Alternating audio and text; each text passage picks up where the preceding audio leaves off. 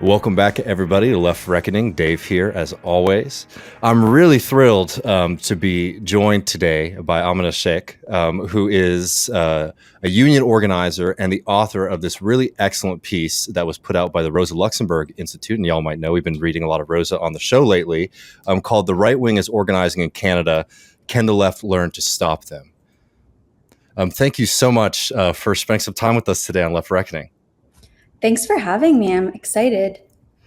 Well, I mean, I really loved your piece, and being able to talk to you. I think that we're sort of thinking similarly about some of the issues that the left is facing, and one of the things that I think you start to learn as you start talking to friends and comrades who are involved in politics in other countries is that, like, a lot of these hurdles are unfortunately similar, different in different contexts, but there's a kind of universal difficulty, I think, that left movements are facing. And I think before we get into some of the more broad, like, universal context, could you give, like, our American listeners in particular a kind of sense about what's been happening in Canada, particularly with, like, the right wing and, like, their version of right wing populism there?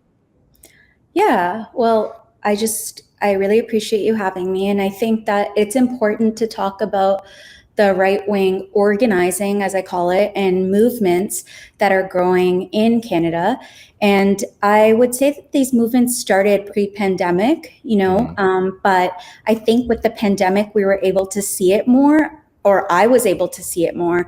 And I just want to say that my understanding of organizing comes from being a union organizer. I'm not a political scientist or, a professor, but just from knocking on doors and seeing what was going on, I was assigned to rural and northern areas in Canada. And I was talking to you about that a bit, right? And I was saying how you saw the rise of, literally the raising of flags that say, F Trudeau. I won't swear on the show, but the F Trudeau flags you see, and they were as high as a new party that was forming, which is called the People's Party of Canada.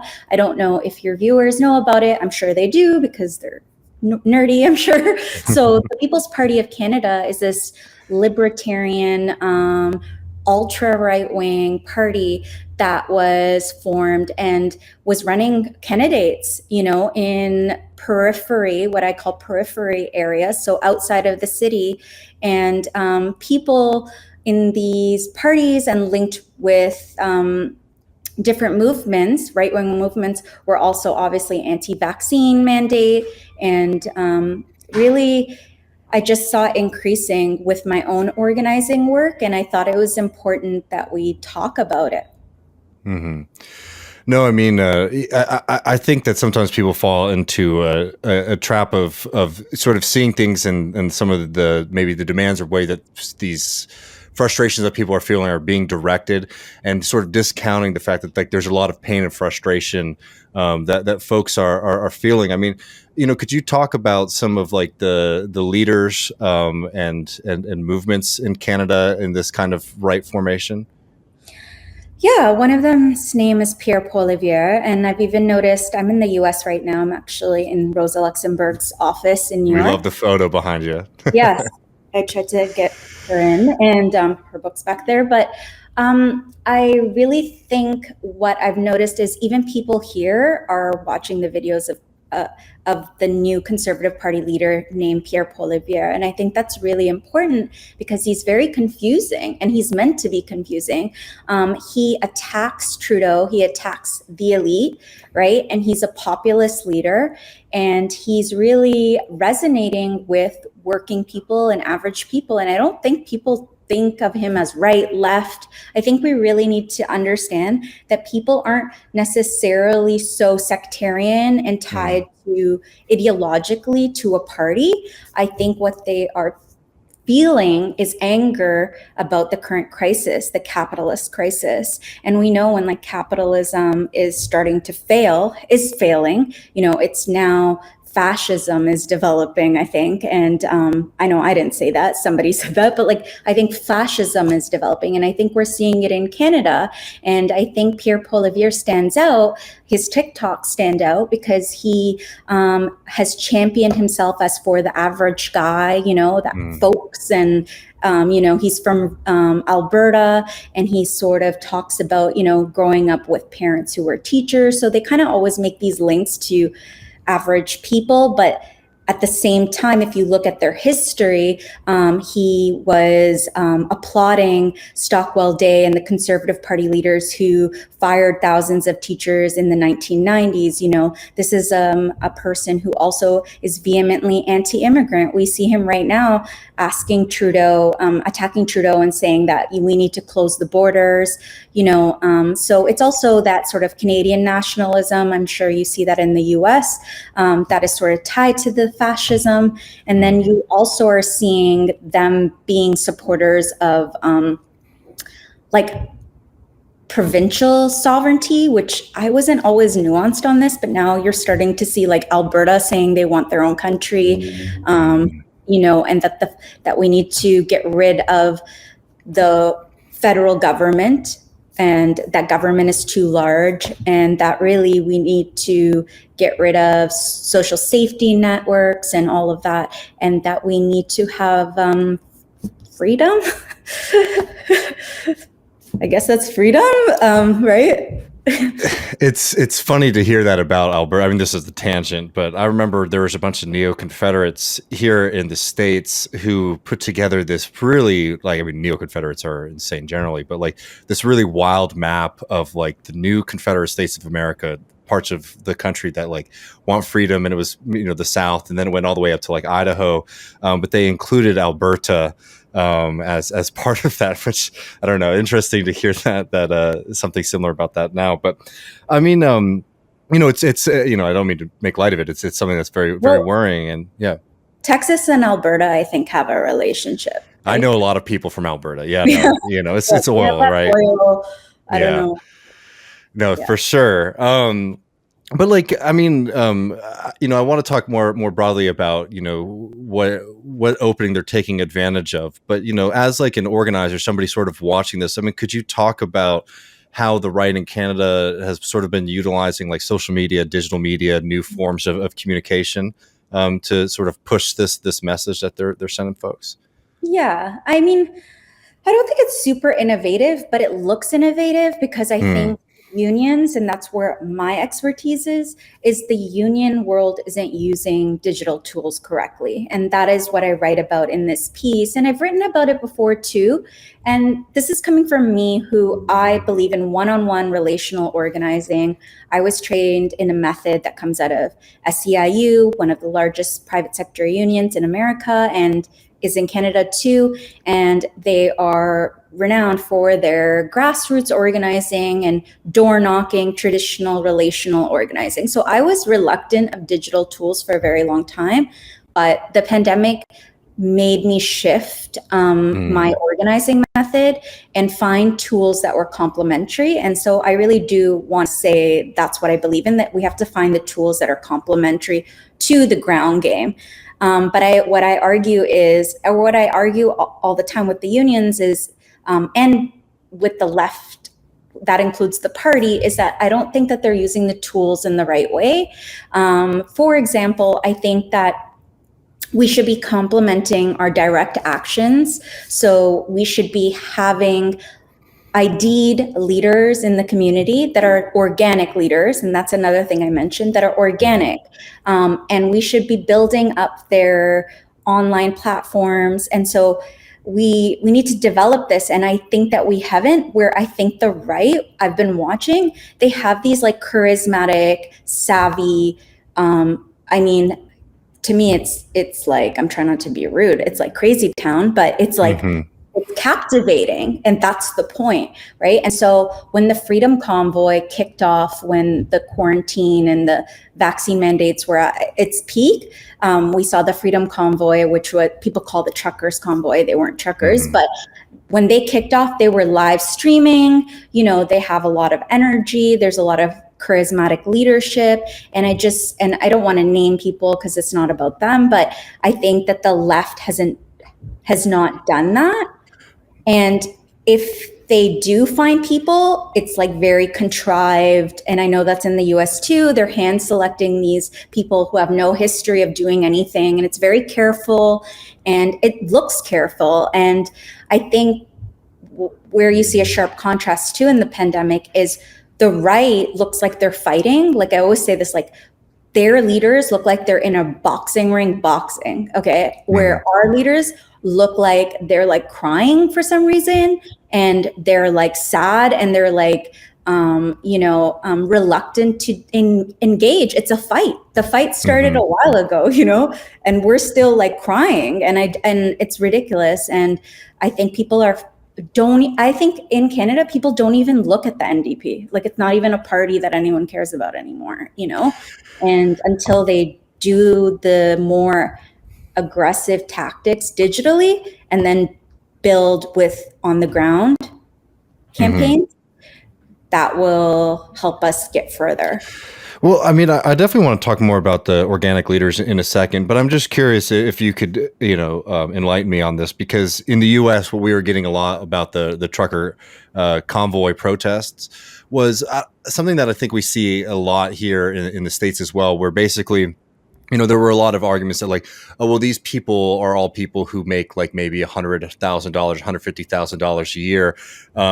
So they're like cosplaying and not like accurately representing these demands. Do you think that that's an accurate way to view that? No, I think, okay, so I took time to think about it. I think that people who are out there like for a couple days, some of those people, yeah, they're getting paid. Maybe it's some sort of astroturf, whatever everybody calls it. But some of those people are actually genuinely were unemployed people who, maybe were working couple odd jobs and, were collecting unemployment insurance or something. But there were people who were genuinely into it. I do think also a lot of people watching during the trucker freedom convoy were sympathetic.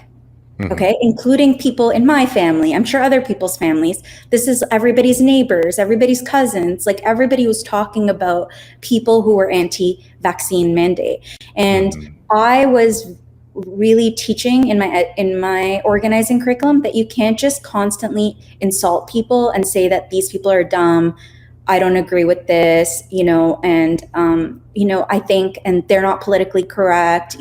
I think we have to learn to engage and we have to have conversations online and more importantly, offline. We have to have tough conversations with our relatives, our neighbors, and all these people who actually do sympathize with these ideas. And it's because there are no alternative ideas. So it feels like people are gravitating and jumping on this because it's at least somebody addressing their anger about the housing crisis, their anger about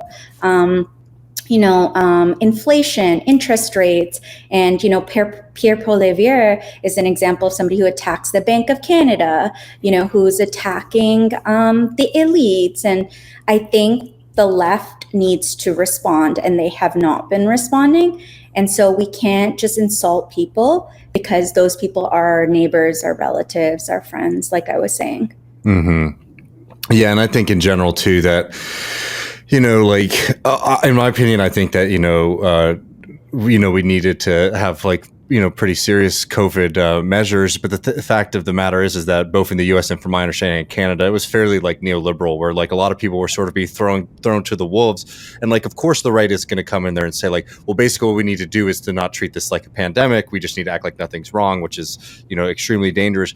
But the left sort of got caught in the middle of on one time advocating for stronger protections and mobilizations from the state, while also sort of wagging their fingers at people who were upset because they weren't able to make a living, their lives were getting more and more difficult, etc. Yeah, I think that there's it was an unfortunate moment, and in fairness, it's a hard thing to sort of be thrown into. I'm just saying with the pandemic in general, and to cultivate stronger responses to these things. But I think that point about the freedom convoy is well taken, because I was never really too certain or comfortable with the argument that I was hearing from people in the U.S. about it.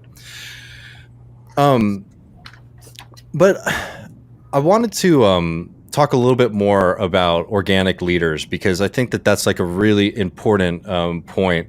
And I know it's sometimes difficult for us, people who might hold more radical politics, sometimes to talk about the left, because it's a lot of different groups. But I do take your point that like there is like a kind of NGO apparatus around building leaders for left movements. You see it from things like climate change is one, where you have sort of people who are appointed to be spokespeople of communities who might not accurately represent what people in those communities think. And yeah, I'm just curious, as an organizer and as a thinker, like, what should we be thinking about when it comes to trying to develop more capacity for having more organic leaders for left movements? Yeah, I think that what I did write about is that we're not developing and training people. We don't have succession plans. I know in the unions, speaking from the unions, we don't have succession plans. So you have somebody there who's been a president for like 40 years, you know what I mean? And it's like, it's ironic because we talk about democracy and then we like point our fingers at other countries, but it's like we have union presidents that just won't leave. And but we are seeing some change. I want to be positive. Like a major union called OPSU just had a amazing election and a new president. It's bringing vibrancy and it's bringing organizing back. And we're seeing some changes in various unions, and they also have jumped on the organizing that's coming from Amazon, that's coming from like all the private sector and workers who are essential workers who've been organizing. So there's a lot going on, but still we're not pulling out organic leaders. If anything, I argue that we're afraid of them. And that's because we still have more of a business unionism or labor liberalism. Joe Burns writes about this, and I think it's accurate. It's labor liberalism. It's like, I'm going to pick out a perfect looking person in a place and run them against the Conservative Party, but I'm not going to train them. So it does a disservice, like what I've seen in Canada, it does a disservice to the token person that they picked out too, who isn't supported by anything. And then the person themselves isn't good enough. We need to have more of an intersectional, approach to IDing people. Also, we need to build many leaders. Like we have to stop doing this individualistic, I call it like celebrity activism. No, we need like, if it's a group of 100, then you need 10 leaders, it's about, Bernie Sanders said it, not me, us, right? I think when we constantly make it about me, and I'm seeing a lot of people doing the I and what I experienced and like individualizing everything still in these movements, we have to make it, no, we are us, all of us, and we have to bring other people forward. And I don't fully see that happening, but I'm optimistic.